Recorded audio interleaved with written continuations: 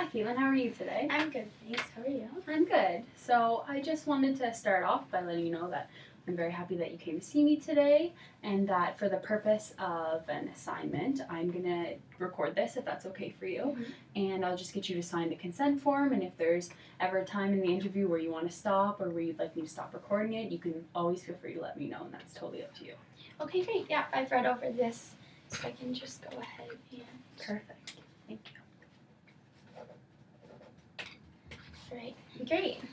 So I hear that you've been looking at careers and stuff for your future, and that it's been a little stressful, and that there's some stuff you want to talk to me about that? Yeah, I'm in my Child Youth and Family program, right? Second year. So it's kind of getting to the point where we have to start deciding, going into different things, going to different courses, and deciding where we want to take that for maybe masters or for future. Like, we have to do practicums and stuff coming up, so we kind of have to decide what stream we want to go into, child or youth, and if we want to get our early childhood educator.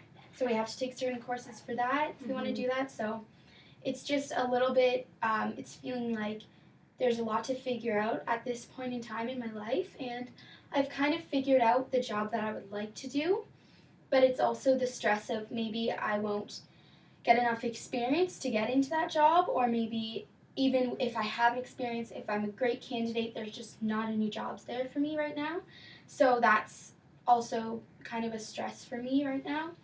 And the job that I've always kind of thought that I wanted to be a teacher, and I think that becoming a teacher would be something that's feasible for me, but the fact that there's so many people who want to be teachers right now, and getting into teachers college is tough too, and it's been expanded to 2 years. So that's also another thing, is do I really, really want it? Because I was talking to some people who are just going into teaching right now, and they were saying if you want to be a teacher, you got to really, really want it, and it has to be something that you're willing to commit a lot of time to finding a job to and moving maybe. So it's definitely a stressful thing to have to think about right now. And if it's not something that I want to do, which has been what I've wanted to do for so long, then I basically have to change my whole life plan, kind of. So that sounds like a lot. By the sounds of it, if I get this right, so you've known this for a while. You've been thinking about teaching for a while. It's been a passion. It's been something that you love to do. That's why you're in this program. But just lately, starting to figure out the actual steps to get into this job is making you realize that there's a lot of things behind it, like you said, getting into teachers college, the 2 years, moving, and even getting a job on top of that are factors that almost are like fighting against that passion that you have, right? It's not necessarily a fight for me, but it's kind of a conflict in a way. It's because it's something that I've always wanted to do, so I'm willing to put in the effort, but it's just if all my effort goes to waste because I can't find those connections to get that job that I want. Yeah. So that's definitely, that's a tough one to just even have to think about, because it's like something that you know you want so badly, but you might not be able to get it even after you've worked so hard. Yeah. So that's kind of just a stressful thought in itself, to have to give up something that is really deeply rooted into who you think you are.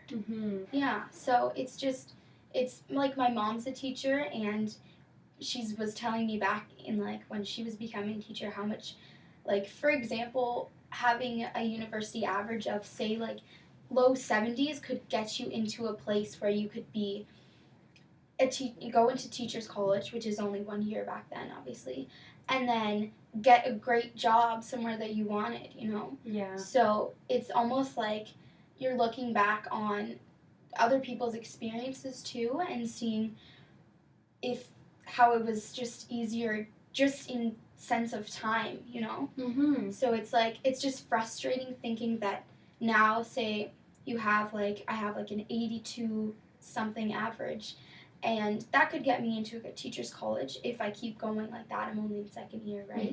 So that could work, but it's also if the time and the effort actually pays off to get me a job. Yeah, so it sounds like you're working really hard and you've kept your grades up and you know what you need to do to get to this college and that you're doing it, but you're just conflicted because you're scared of the fact that there's a competition and that all of this work for you could just go to waste. Yeah, and that's another thing. It's the competition is fierce.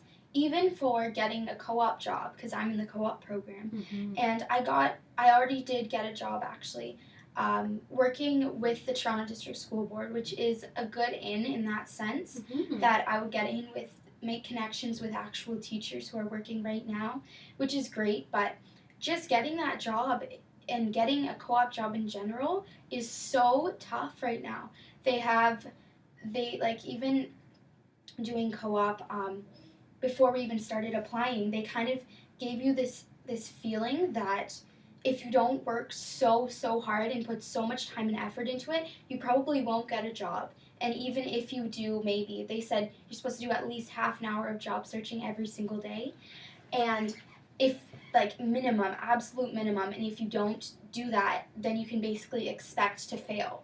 So it's almost like they're kind of putting these thoughts in your mind to make you more anxious, and to, like, we had a meeting at the beginning of the year about just co-op jobs in general, and they said basically, like, if you don't work so hard on getting a job and be so adamant about finding jobs for yourself too, you might be out of luck. And even if you work hard, you still might be out of luck because you're applying to these jobs and they have, say, like 50 or 60 or 70 applicants and they're asking for two. Mm-hmm. And it's almost like the fact of, how do you stand out? How do you make yourself stand out from all these other applicants? What do you have that they don't? It's sort of like you have to find something within you to kind of bring out and try to use that to give you that edge. Yeah. And I feel like that's something that's great that I'm learning right now that might help me in the future with teaching, that getting these jobs and, like, finding my edge right now would help to maybe set myself apart in the future. Mm-hmm. But that's still unknown. So that's still another part that kind of makes it seem like I'm getting experience, I'm getting jobs. It's not that I don't have enough experience per se, but it's that if this is going to be worth it. Yeah, and that's tough because it sounds like you're overall just very frustrated at, I mean, for co-op, as you said, for example, that these people who are supposed to be helping you and, you know, helping you get to the place you want in your future are almost making it seem like sounds like they're setting you up for failure, or it feels like they're almost trying to put that fear in you that you might not be able to get this co-op job, which could set the fear that you won't be able to get the actual job, which is already such a big fear for you in the first place. Exactly, and it's almost like these co-op people, they might just be saying it to try to get you to gear up and actually buckle down and do the work, Mm-hmm. but they might also just be telling the truth. So that's hard to also know if they're, like, I know they would all be looking out for you, but in a sense, it's you're out for yourself. Mm-hmm. There isn't really much out there that's gonna really actually help you out. Yeah. In a way.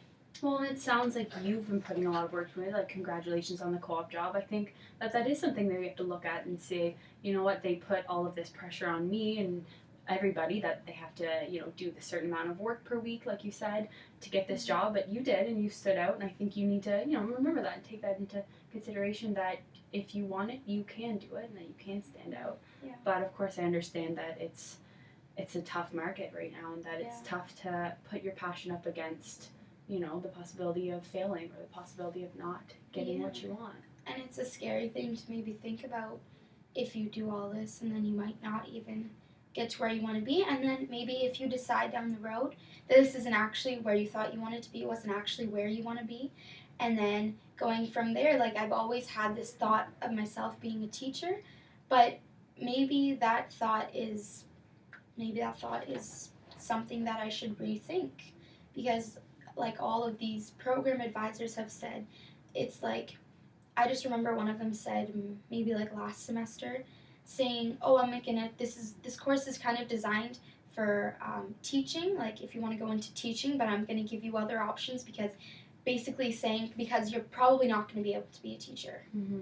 And then I've heard other people say, well, they're extending the teachers college to 2 years. Mm-hmm. So that might also cut out people who aren't really serious about it, because committing 2 years is almost like doing another master's, right? Yeah. So that might also open up the market a little bit, or it might not.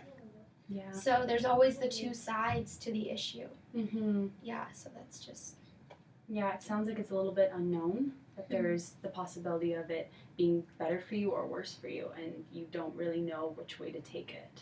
Yeah, well, there's always that kind of thing inside of unknown, and like, I obviously want to go with what I think I'm going to do the best in, and like,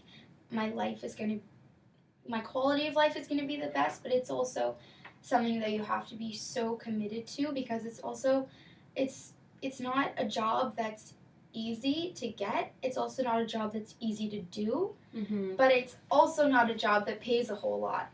So you have to be prepared to be working really hard and hopefully loving what you're doing, but also not necessarily getting the rewards of maybe like going into business, doing a business degree, and getting a high business job at some like firm or something. Mm-hmm. So it's something that, and almost people that don't know like that they love, like say people that don't know they love like how people, when they love teaching, they don't understand that, so they kind of look down on it a little bit, almost like you don't get paid that much, you're just a teacher, like, so they kind of look at you like, oh, whatever, like you're just a teacher, like it's not even a very accredited job in some ways to people, like, but to other people, like someone like me, or someone who like loves to do that kind of stuff, Mm-hmm. it's like, that's so rude for someone to think that kind of way about your career, you know? Yeah, that probably doesn't make you feel very good that they No. almost talk down to you about Yeah. something that's your passion. Exactly. So that's another thing that if I feel so strongly about it, I feel like it's something that I should be pursuing, you know? Hmm.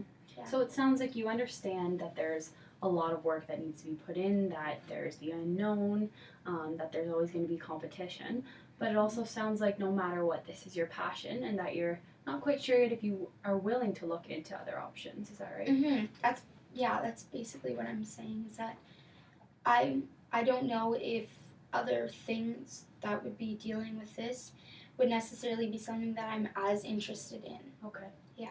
So that's That makes another sense. factor.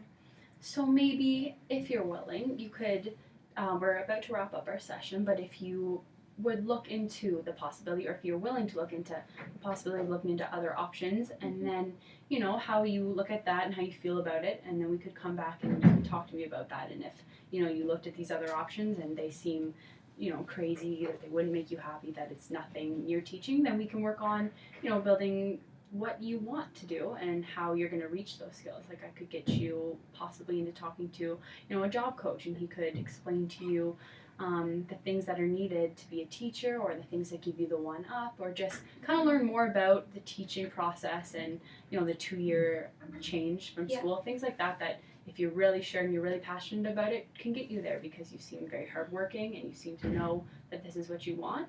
And so if, you know, you look into those other options and just say, hey, these aren't for me, then we could, you know, pick up from there, and I could get you to talk to someone that would be helpful in that situation. Yeah, that would be great. Thank you. Yeah, for sure. Okay.